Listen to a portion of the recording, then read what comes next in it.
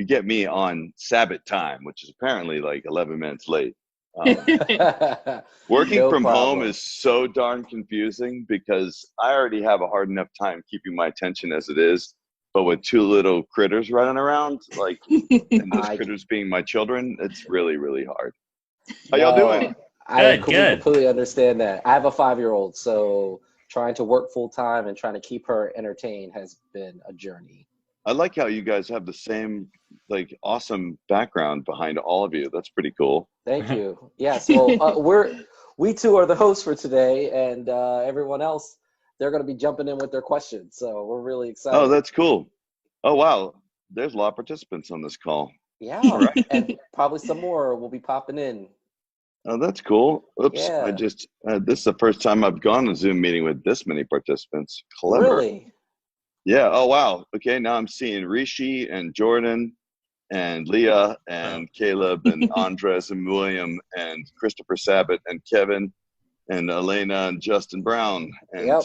and my own name. I like how it puts me on there as if I want to see myself again and again. And there's Jackie and Zane, who's too cool for video. So Yeah, I just asked Zane to start his video, and I don't know if Zane is a he or she, but it said Zane will start their video later. I was like, okay, cool, cool. you know, it's weird. This whole quarantine thing has made everyone very self-aware of, like, do you have a wall in your room that you want to record something in front of? Is there, like, and I guess I don't have enough cool books, so I just go outside. Ah, got it. Right Well, there with So you. sorry. Go ahead, guys. Like, don't let me interrupt you. yeah, well, everybody, welcome again to our Residence Life Speaker Series. My name is Justin Brown. I'm here with my co-host, Leah Paulson. and I know you all are really, really excited. We are here with the man, the myth, the legend, Chris Sabat. He's an American voice actor. He needs no introduction. He's also a voice director, anime dubber, ADR engineer, you name it, line producer. He works with Funimation. Probably your entire childhoods were blessed by his voice, video gaming, especially in Japanese anime, other popular voices in video games, Final Fantasy, you name it. Everybody, Chris Sabat, thanks for joining us today. How are Hey, you? how you? Yeah, good, good. Thank you for having me. This is fun. Yeah, It's yeah, nice yeah. to We're actually talk excited. to human beings. Yeah, yeah. I We had Steve Bloom on a couple weeks ago. He told me to tell you hello. Oh, I love me some Steve Bloom. The And guy's got 2 days ago we had, and I don't know if you met him, but I think he said he knew you, Joshua Seth. Joshua Sepp. That name sounds familiar. What's he been on? What's he done? Primarily Digimon and some other small things. But he's Oh, a so is he from the musician. East Coast? Is he like a Yes. Okay, yeah. Wow, you're bridging all of the United States, because Steve's out in LA and I'm here in Dallas, Oh wow. and Seth, I guess, is one of the New York guys. That's Yeah. awesome, man. So tell me more, like, what is this group about? Like, I just, your email was so friendly, I didn't research you guys at all. I was just like, yeah, whatever. You Well, guys literally could have been some sort of like hate group, and I would just been popping in to say hello.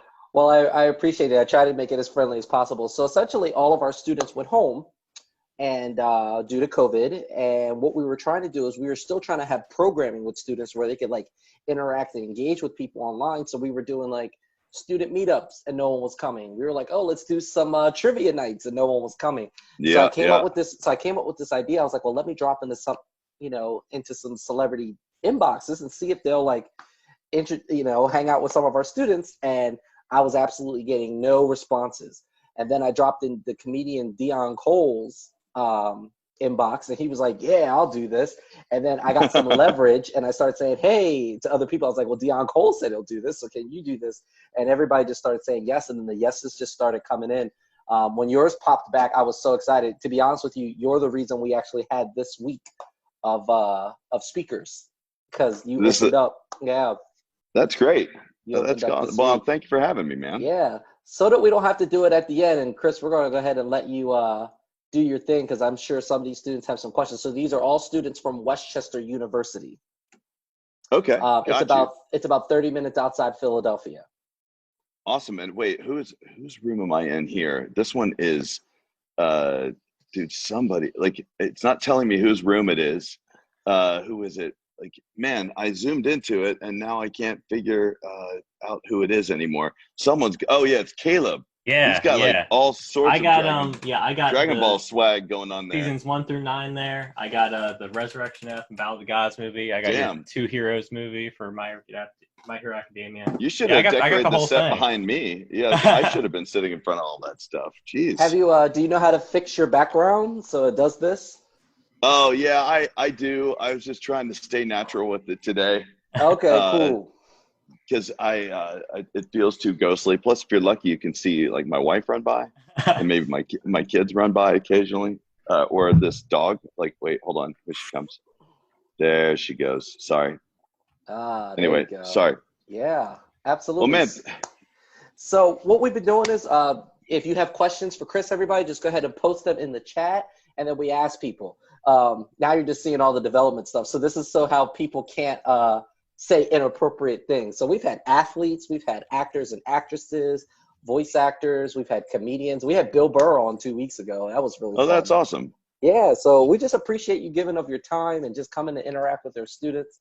I'm personally a fan too. That's kind of how I know. I got introduced to your work through Yu Yu Hakusho. Love Kuwabara. So, and of course, Dragon Ball Z. I don't even know if you can see this because of my screen. Nope, there it is. See, beating the system. So yeah, so that's where that came from. That's awesome. Yeah, I'm still like I don't do a whole lot of corporate stuff. Okay. So I don't do a ton of Zoom calls. So I'll be honest, I am like a child in this thing, and because I love technology too. So I've been like kind of creeping through all the features of this thing, and then I scrolled too far and ended up in some sort of like muted mode at some point where you couldn't see or hear me. But yeah, if you guys have any questions, it looked like something came up in the chat there. Like, yeah. Hold on a minute. So we'll go through and we'll call on the people. Like, for example, I guess Caleb's first. So Caleb, go ahead and unmute yourself. Go ahead and ask your question. Yeah. So, I mean, I kind of wrote it out there, but I just wanted to ask about like Vegeta as a character. Do you think we're going to see some further character progression with him? Because like in the Broly movie, we saw like him like still fight against the idea of wanting to fuse, and Goku had to like, remind him of his family and stuff again. I think it would be really cool if like, Vegeta at some point was like, hey, maybe we should fuse here, just as like, so he knows like, he's able to put his pride aside a little bit, I guess, even though it's part of his character. Yeah, that will be the day. Like, I don't know what it is about like Japanese mangaka and storytellers. They really like people to stick to what it is that they do. Characters don't change that much in these shows.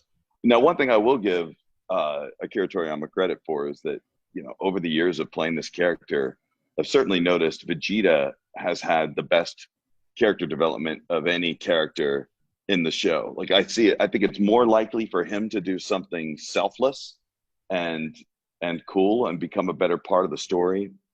I think it's more likely for him than for Goku to be an interesting character. Because I didn't realize how lucky I was to get to play Vegeta, because Goku, I don't know if I could play that guy. He's just so, I think Sean Schemmel describes him as like, like angry or hungry all the time. Like he's just like all he wants to do. And so he doesn't have a lot of levels. Vegeta, it's different. I don't know if any of you have been catching up or any of you read the manga, but the Dragon Ball Super has continued beyond what you've seen on television. The manga is still going. And from what I've been told, because I haven't been reading the manga, some of it's just, I'm too lazy to do it. I've heard that he has some really, really cool moments coming up in the manga with some of the Moro story that's being told in the future volumes of the manga. And hopefully they will eventually animate that and we'll get to, voice that again too. But I don't like to get my hopes up, so we'll see. I don't want to spoil a little bit of that, but he definitely starts to have a little bit of humility. But I definitely think Sean would, he probably loved playing Goku Black, being able to go a little bit different with his voice for sure. And I know I heard you loved before talk about how you got to talk about like a Vegeta when he was like trying to crack the egg and stuff. How it's like a little baby, like a baby child. Yes, yeah. So I know you love the different variations in this character. Well, cool, man. Thanks. Very cool. So while I was stalling, Chris, I was telling a story about when I met Sean Schemmel. You weren't there at this particular Comic-Con, I wish that you were. That would have been great. I was his handler for the day. Essentially, Oh gosh. I just gave him pens and gave him water. And Oh, dude, what con was it? it was in Philadelphia. It was called PhillyCon. Okay. And me and a friend were just in charge of like 10 different people, and we were just running from table to table. And he was explaining to me that people were coming up to him and asking him about particular episodes, and he would look at me, because I actually am a fan of the show, and he's like, "Dude, can you answer this? Because like I have no idea what they're talking about." And I was like, "You don't watch the show? So do you watch the show?" I watch the show in tiny, small increments over small periods of time as we're recording it. I used to watch like Dragon Ball. Especially when working on Dragon Ball Z, I saw every episode of that a million times. When we got to Super, I never watched too far ahead. Some of it is because I just wanted I kind of wanted to be a surprise when I'm recording it. So I don't watch too far ahead on Dragon Ball, but I have seen the series. It's just, it all sort of blends together. What the problem I run into is that when you work on Dragon Ball and My Hero Academia and Black Clover and all these other shows that I'm working on a week by week basis, it's impossible to watch all of it. And when I get home after working on anime all day, with all due respect, I don't want to watch anime at night. I want to play video games. So yeah, it makes sense. Yeah, I spend most of my free time, if I get any free time, I'm either watching a show that's not Dragon Ball, usually a drama of some sort, like, I don't know, Ozark or all right, something that hurts my brain a bit. But typically, yeah, I'll be playing video games otherwise. Okay, well, that makes sense. We got our next question from Rishi. Rishi, go ahead. Hi, I gotta say, I'm a huge fan of all the works you've done. Everything One Piece, Full Metal Alchemist, all of the series. I just want to know, when you're doing roles for a longer series like Dragon Ball and One Piece, how does it compare to doing roles for some of the shorter series, like Orion and Free and those kind of shows? Well, I could tell you, man, like the biggest difference is that on the smaller shows, like on the larger shows, you kind of get to know your character better. And especially if you're a major character from the beginning, I mean, a lot of times you'll have a chance to do at least some preliminary research on it. But in a lot of cases, especially on small roles that might only take you a session or two, you don't even know what you're doing until you get there. So you're just sort of figuring out the character as you get there. So and sometimes it could be super memorable. Like, for instance, I play this character in called Christoph Giacometti in an ice skating show. Oh my gosh, why did I just go blank on it? Not Free. It's literally an anime about ice skating. I forgot what it. I'm gonna look it up. Oh, yeah. It's anyway. Certain characters will pop out and kind of stick with you. But even like Casanova, as you mentioned, or I think someone mentioned earlier in Oron High School Host Club or something like that. There's certain characters that are just really fun to just pop in and do a small version of it. Is it called Yuri on Ice? Yuri on Ice. Yes, I don't know how many people have seen that show, but it's ridiculous. That show. It looks like Kevin did. He actually got it in before I did. Yeah, man, it's a good show. It's a good show, but like, I don't know, the work is the same regardless. Unfortunately, with anime, you're working, like I might work on 8 shows, 10 shows in a day, depending on where I am. If I'm out at Funimation, they have so many booths recording the same thing, recording different shows. I just have to hop back and forth from room to room to room. And sometimes I just walk in, they go, "All right, you're a big blue cat." I'm like, "Cool. Does this guy drive a cool car?" And they go, "Yeah, he does." I go, "All right, that's what I'm going to do. I'm going to do this voice." And they go, "That sounds great." And I read my lines and I move on, Gotcha. Thank you very much. Sure thing. I never could find your camera, by the way, so I have no idea who you are. Like He's cool. He's a cool dude. Our next person to ask a question is William. William, go ahead. Hey, Chris. How you doing? What's up, Will.i.am? So my question is, how did you get started in the industry, and do you have any tips for people aspiring to get involved in television or film or anything of the sort? I was super lucky because when I was very young, I was between 6th and 7th grade, my voice dropped to basically where it is now. So I had this like weird feature about me that everyone was like, oh man, you have a super low voice, you need to get into radio or something like that. So eventually I did get into radio and spent a lot of years working at radio stations, production directing and making commercials and stuff. Uh, and so I was a little bit lucky where I had the universe sort of tell me what to do. Because if enough people go like, hey man, you've got the coolest nose ever, you should become a nose model or something like that. And you're like, what's that? And then you look it up, and you're like, I guess I should. That's kind of how it was for me in voice acting. So I just sort of stumbled into it. I was working in voices for a long time on the radio and doing commercial stuff. And then somebody finally approached me about doing some work on Dragon Ball. And that was 20 years ago. That was in 1998. And it was a different world back then than it is now. Like I could never give, I mean, I guess if I was to give anyone any advice about how to, like, you know, be a great voice actor, it'd probably be like, try to be the first person to show up at the studio whenever they open a new studio or something like that, because you get a lot more roles that way.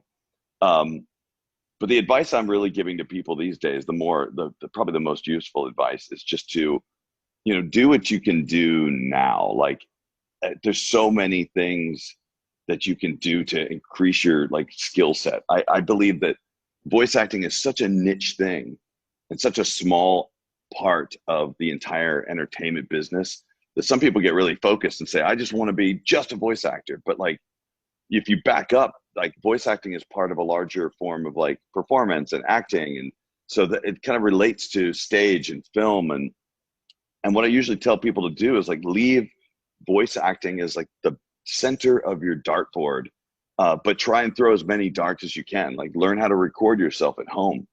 There's all the technology available in the universe to figure out like how to like record your own voice or record audio. Learn how to multi-track, learn audio, learn video, learn how to edit video. Because I think this world now is not looking for people that just have some sort of hidden skill and they're ready to let you just give it a college shot or whatever. Like I think a lot of people are looking for people who are doing stuff. They're like making things happen. You know, that doesn't necessarily mean, hey, go steal someone's animation and dub over it. But yeah, do that. I'm not allowed to officially tell you to do that, but like, you know, try it out yourself. Like the guys from, I know some of the leads if you guys are probably familiar with My Hero Academia. It's a popular show right now. The two of the main characters, the guy who played Bakugo and the guy who plays young Midoriya, Clifford and Justin, were both part of a really active online community where they were like online voice actors and would record their voices and share them with their friends and kind of rate their performances.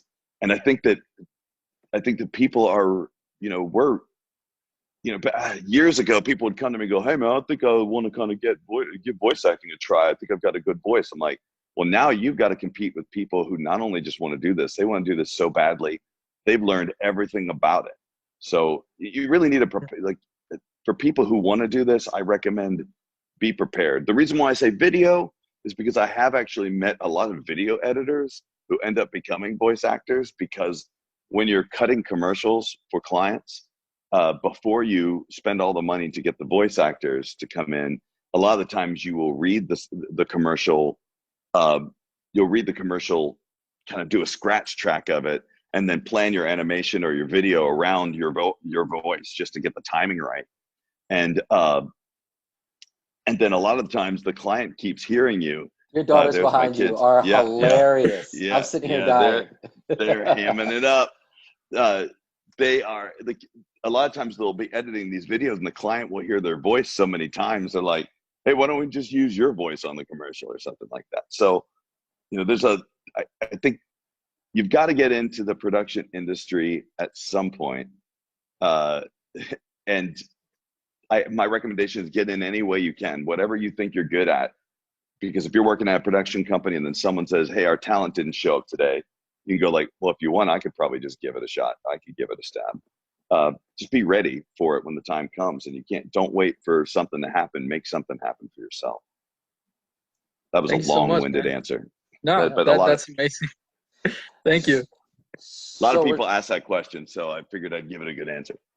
So we're streaming. So one of our questions is, so obviously Yu Yu Hakusho had a 25th anniversary. Was it 20th, Yep. 25th? I don't know.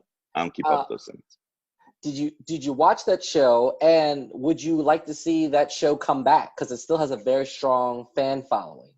That's funny. When you saw my wife pass earlier, and the kids are probably going to drag her over there at some point. When you watch my wife pass earlier, she was actually wearing a Yu Yu Hakusho shirt that a friend of mine who owns a company called Atsuko, he gave me this Yu Yu Hakusho shirt, and my wife put it on today. I was like, man, I really like it when you wear that shirt, because that was such a fond memory recording that show. Like I never watched it, because at that time you couldn't you had to videotape it in order to really watch it. And I was working so hard on Dragon Ball still, and working hard on all those shows, that I couldn't really focus on staying up and watching TV afterwards. I just wanted to go do other things. But that was the best experience working on a show, because my good friend Justin Cook, he's the voice of Yusuke Urameshi. He's currently the director of production at Funimation. Wow. And he and I, he was directing that show. He was my original engineer for Dragon Ball. And then when Yu Yu Hakusho came around, the producer was like, hey, why don't you direct this one? And he just killed it, absolutely murdered it. And so working with him was like working with a really good friend. He and I are very much like, Yusuke and Kuwabara. I'm kind of the dumb one with powers, and he's just like super nice and methodical and fair about everything. That's funny. So yeah, I loved that show. I've seen quite a bit of it, because we've done a lot of behind the scenes stuff for it. We've watched, kind of gone back and watched episodes. Yeah. But you have some really good voice work on that one, I must say. There's a scene where you're crying, and man, oh yeah, it just feels real, man. It's real. Oh, here's a piece of here's a weird thing. Whenever I have to cry in an anime or something like that, I use a weird technique, and I would not recommend this necessarily, because it's possible you could hurt yourself. So you can't say that I told you to do this. I'm just telling you that I do this stupid thing. But I haven't had to do it as much lately, but when I was first working in anime, I was trying to find a way to kind of unlock something that sounded different than just a normal kind of stereotyped kind of crying sounds, because it's so hard to get something that sounds like a real cry, because real cries are like they're kind of unhinged and not really there's no format to them. And you have to kind of release yourself from feeling weird about it too, because some cries sound really stupid, or they sound like laughing or whatever. But I remember Salty Ray, I did this too. I pushed my finger on I would push my finger on my eye, and it would hurt. But what was weird is that just doing that thing that kind of distracted my mind helped me get out of the self-conscious feeling of I'm just a dude standing in a box pretending to cry about a cartoon. You know what I mean? Yeah. And now in the case of there are certain cases like Yu Yu Hakusho, I probably was actually crying in the booth. And with My Hero Academia, I weep every other episode in that stupid show. I don't know what it is. It must be the fact that I have kids now, that show just makes me super, super emotional. And so there's certain times when you can't help it. But if you're trying to do something, I guess it's really helped me a lot when I was having to cry about stuff that I wouldn't normally cry about. Yeah. Our next question is from Jackie. Jackie, go ahead and unmute yourself. You're up. Hi. Me and my brother are huge fans of Dragon Ball, and I just had a question that was, you voiced so many people in anime and video games, but is there any character in which you wish you voiced before, or that you had a chance to voice?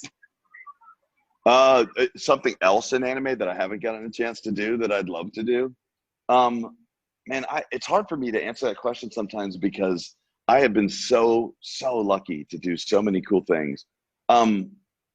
I tell you, there was an anime that came by, and dude, Ian Sinclair did an amazing job in it, so I can't complain. But I really wish that I could, there was a show called Space Dandy that was really fun looking, and I really wish that like that would have been a role I think I could have been really good at. But I've been super lucky to get a lot of the roles I've always wanted. If I could branch out into something else, like Texas is a very anime and video game centric town, so that's majority of what we do. Like id Software is based here, so we do a lot of the id games, and Gearbox is produced at my studio at Okatron, like Borderlands and things like that. But we don't get to do a lot of like prelay stuff, and like prelay is stuff like Simpsons, South Park, stuff that would be like original animation. In a prelay situation, you actually come in and you record the voices first. You sit in the round table and kind of read it all together. We don't have that ability to do that very often in anime, and that's something I wish I could do more often. Some sort of original thing. I was just announced recently that I am going to be working with a company called Last Wolf Legion to do this show called oh my god, I just went blank on it because my kids are just sliding around behind me. It's called Franklin and Ghost, and it looks like it's going to be a pretty fun original animation. Sean Schemmel, the voice of Goku, is playing one of the characters. Billy Bob Thornton is in it, and Veronica Taylor, who is Ash in Pokemon, is going to be one of the main characters. And it looks like a really vulgar, really fun show based on a comic book called Franklin and Ghost. And so that's looking pretty exciting. That's a good question. Do people recognize you on the streets? Like if you were like, I'm going to go get me a cheeseburger, and someone's like, oh my gosh, it's Chris. Well, not recently, because we all walk around looking like bandits. But I would say that my chance, like on the street, not as much, but definitely if my chances increase exponentially if I walk into a GameStop or a Best Buy or any sort of game store, movie theaters, anywhere where kind of entertainment is had. Like a lot of times, like I'll get recognized. I don't get like more. It has been happening more often though, and it's crazy. Like there's several TSA agents that have like scared the hell out of me when they've asked to like talk to me for a second. They're like, "You're Chris Sabat, right?" I'm like, "Oh, yes, thank you. Sorry." You terrified me for a moment there. That's funny. And I'd say the best time that anyone had ever recognized me was like I kind of crumble up into a small ball when people recognize me, because I'm just not like, I'm not good at handling that kind of situation. I've gotten better at it over the years. But I remember when I was first dating my wife, we were at a movie theater and somebody came up and they go, "Mr. Sabat?" And I go, yes, I am. "I love your work on Dragon Ball." I'm like, "Oh gosh, thank you so much. This never happens, honey, I swear." And that was like the coolest time it ever happened. That's really cool. Yeah, really cool.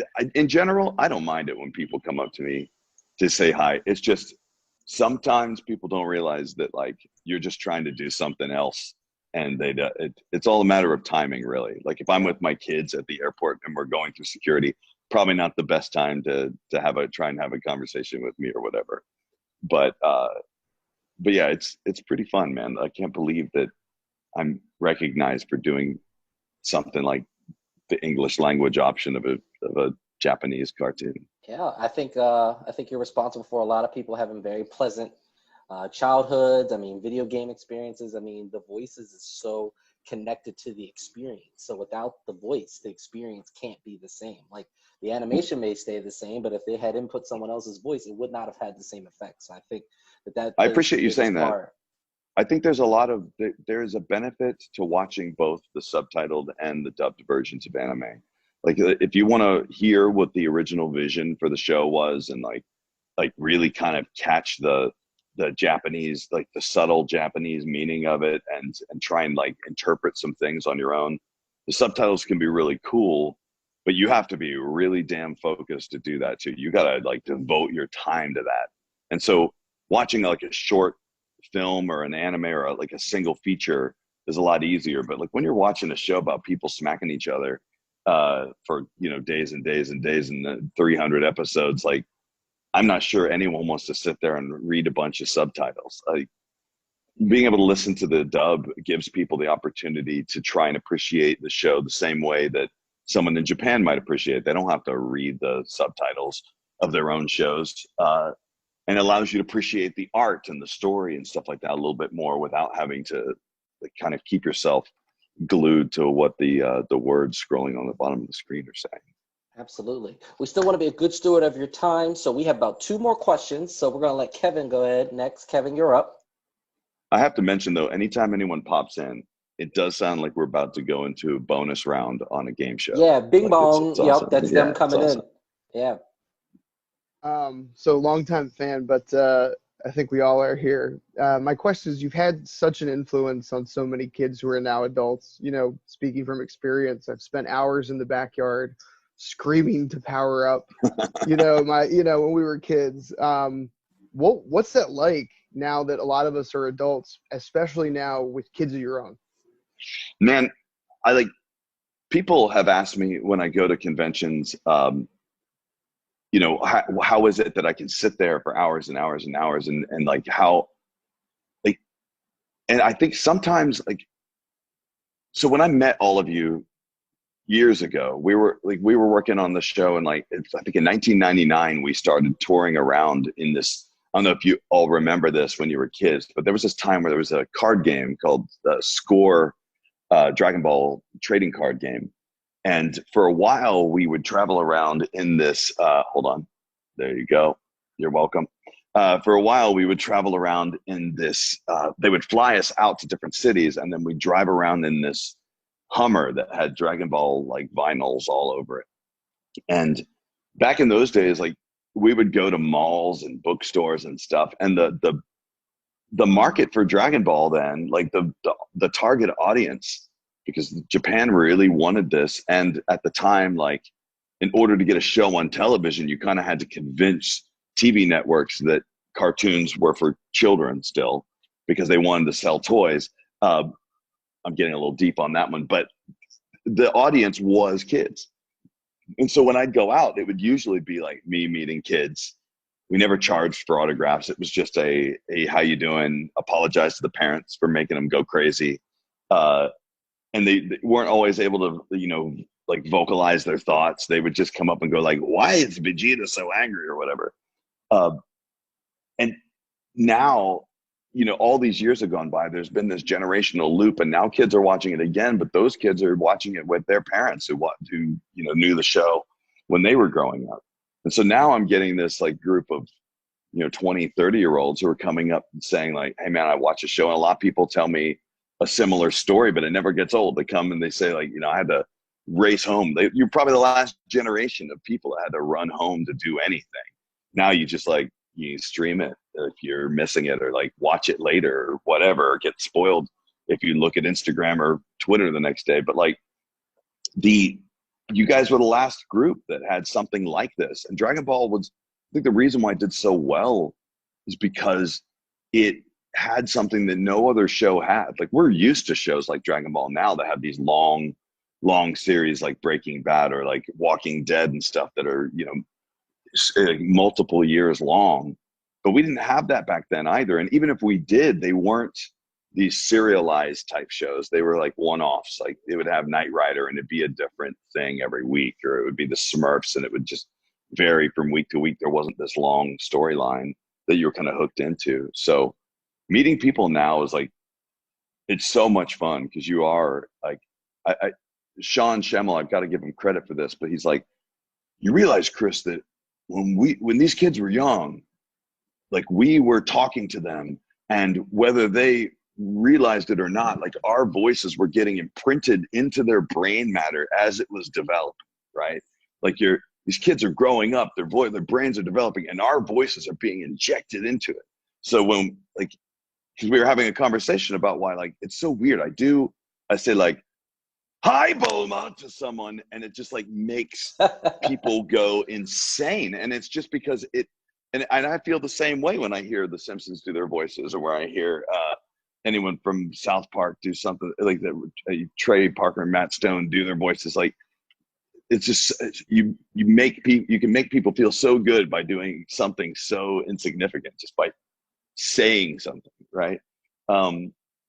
So yeah, this has been an incredible experience, and I can't tell you how much going to conventions actually saved me in a lot of ways, because, you know, working on the show, you know, in Texas, there was no union back then. There was no, you know, there wasn't anyone to protect us from like predatory, like bad wages and stuff. So I essentially worked back in the days, in 1998, 2000, like 98, 99, 2002, 1, 2, you know, I was making somewhere like around $20,000 to $26,000 a year. I mean, I was doing all the voices on the show, just killing myself. Yeah, But you I had still multiple did it. voices on that show. Man, that sounds like a real low ball. That back then I was working in-house. Like I was an in-house director, and I did all the voices. I was just lived at work. And to me, it was like, they were lucky they found me, because I was a workaholic and I loved doing it. And I genuinely believed that, like, if we don't scream our butts off, and if we don't make it sound as amazing as possible, then we've kind of we failed our mission. And while it killed us and we lost our voice lots of times, and it really, really hurt, like, we knew, like, even I didn't know I was going to have any legacy in doing this, but I just knew that it was my responsibility to make it sound good, or else why was I there?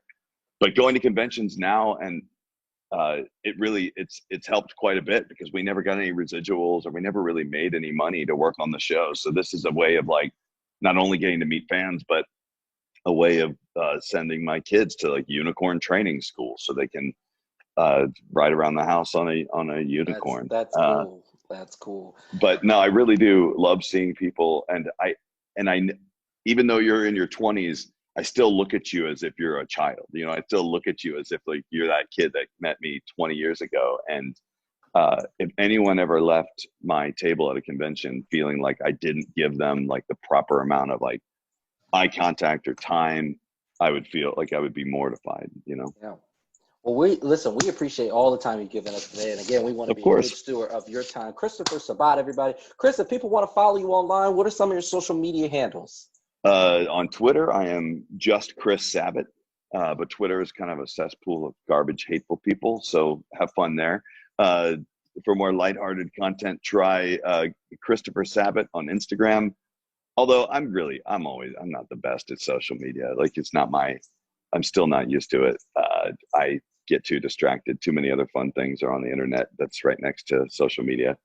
But please check me out, because eventually I get to do some fun stuff, and eventually conventions are going to kick back off again. I'm thinking probably next year. That's my guess.